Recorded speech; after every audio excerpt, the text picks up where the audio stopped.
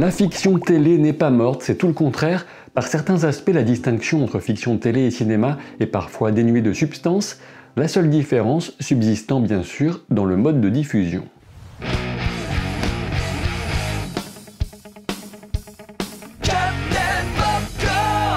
Cette vidéo parlera de Drone Games essentiellement sans spoiler, mais une petite partie sera réservée en fin de vidéo à celles et ceux parmi vous qui ont vu le film pour se poser ensemble une question essentielle. La jeunesse, c'est le temps des excès, des carcans qu'on veut exploser, du sentiment d'invincibilité, de la certitude que les vieux ne comprennent rien à l'intensité de ce qu'on peut ressentir.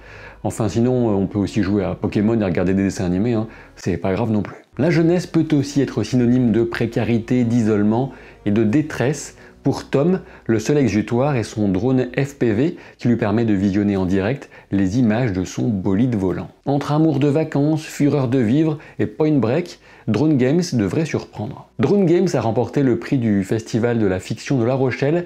Le prix de quoi? Eh bien celui du meilleur unitaire, entendez par là film de télévision, puisque la télé, c'est l'objet de ce festival de La Rochelle. Quand j'ai vu Drone Games lors d'une projection en salle de cinéma, il m'est apparu évident que le film voyait les choses en grand, avec une ambition toute cinématographique. Drone Games a été rendu possible par Prime Video, et c'est bien sur la plateforme qu'il est disponible depuis le 19 octobre 2023. Cette vidéo est en partenariat avec Prime Video qui m'a permis d'accéder au film en avance, et ce partenariat a pour condition ma liberté critique, tout en sachant que j'ai toujours tendance à me diriger vers des œuvres qui ont le potentiel en tout cas de me plaire. Drone Games est un film d'Olivier Abou avec Antoine Sagnier en directeur de la photographie et une équipe technique suffisamment dingue et motivée pour mettre en image l'intro de film qui m'a le plus scotché depuis longtemps. Je parlais de drone virtuose et la séquence d'ouverture est un excellent exemple de la règle du montrer plutôt que dire, avec ce drone qui survole et résume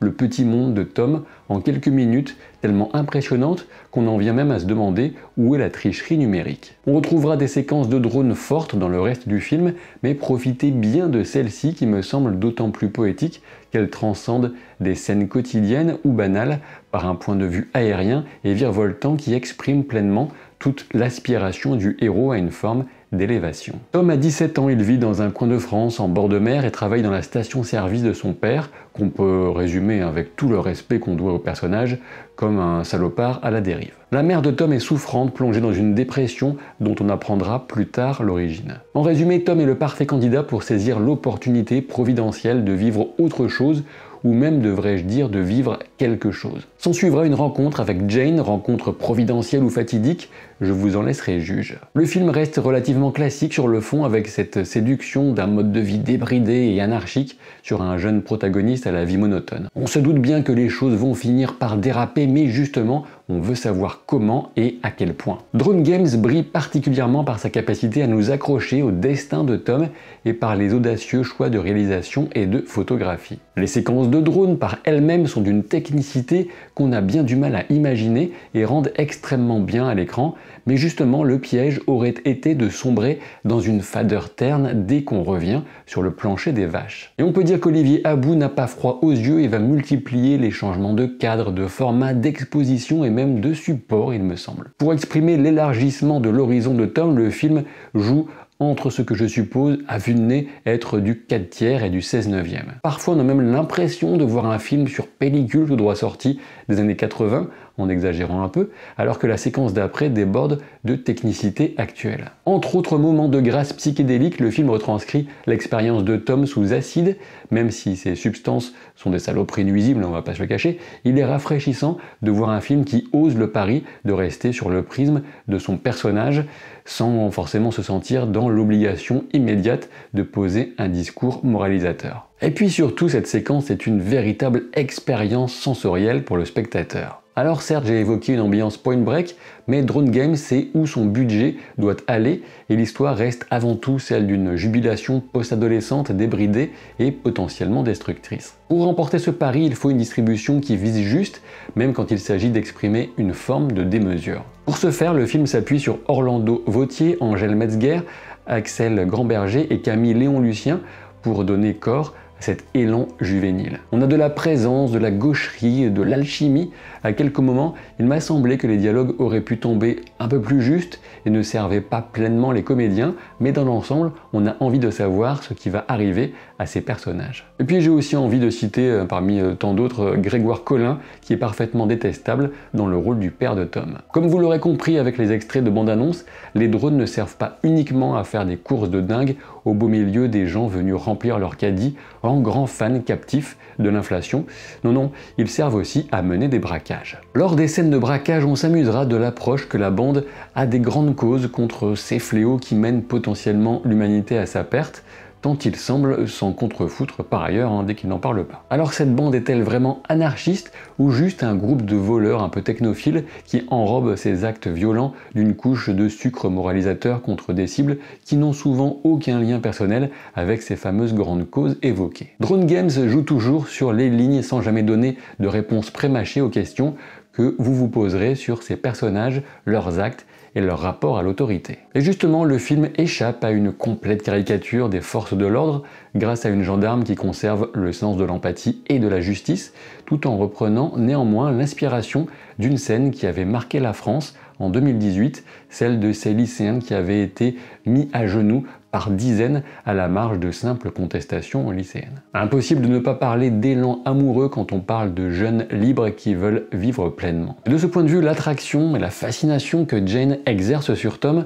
fonctionnent à merveille et s'inscrit avec naturel dans le flot du récit et l'intégration de plus en plus poussée du jeune homme dans ce groupe qui lui fait miroiter un avenir enivrant, vertigineux. Les scènes d'action en drone sont nerveuses et la multiplication des angles de vue témoigne là encore d'un travail préparatoire minutieux et d'une exécution extrêmement précise dans les interactions avec l'environnement. Comme je vous le disais, je pense que la scène d'intro reste ma préférée pour tout ce qui est drone, mais on notera aussi la puissance évocatrice de la toute dernière, tout comme l'adrénaline associée aux deux derniers braquages. Est-ce que le film convaincra tout le monde? J'imagine bien que non. Toutefois, si la question de la jeunesse et de sa rage de vivre vous parle encore, quel que soit votre âge, foncez. On peut souligner aussi que les spectateurs appréciateurs des performances techniques et d'une photographie esthétique, voire osée, auront aussi largement de quoi faire. Je reste convaincu que ce choix d'explosion des formats et des couleurs était judicieux en collant parfaitement à son sujet, jusque dans une scène d'amour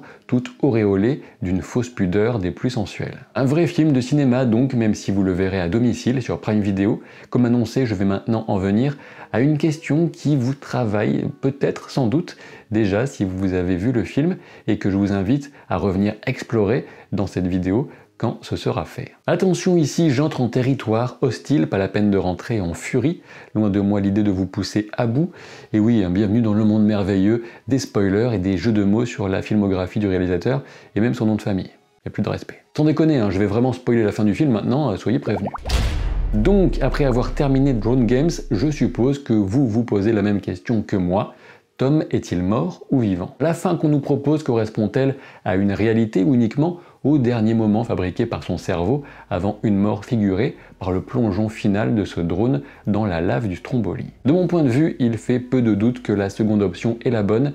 Tom est bel et bien mort. En effet, la transition entre son état suite à l'accident et son incarcération avec le même t-shirt n'a tout simplement aucun sens. La capacité de ses amis et comparses à échapper aux poursuites semble hautement improbable et le drone qui les utilise pour venir projeter une vidéo dans sa cellule était le sien avec une technologie qu'il semblait être le seul à maîtriser. Agonisant suite à l'accident, l'esprit de Tom s'envole avec la grâce funeste d'un essaim de papillons noirs. Alors est-ce une bonne fin? Disons que le procédé du déroulement qui se poursuit dans la tête du mourant reste une théorie répandue et un procédé presque classique maintenant dans certains films, mais en l'occurrence, cela vient apporter une conclusion glaçante à cette ode à la liberté qui finit par salement déraper. Une réalité qui vient rattraper la bande avec la violence du bitume, mais c'est le spectateur qui en ressort sonné, ce qui est généralement bon signe. Alors bien sûr, je compte sur vous pour en discuter en commentaire, mais si vous abordez ce sujet spécifique et particulier de la toute fin, eh bien surtout mettez une balise spoiler bien visible pour éviter de gâcher le plaisir des autres. J'espère que cette vidéo vous a plu, que vous apprécierez cette découverte de Drone Games assez inattendue. Et pensez à vous abonner à la chaîne, à laisser un pouce en l'air. Je vous dis à très vite pour de nouvelles aventures. Salut!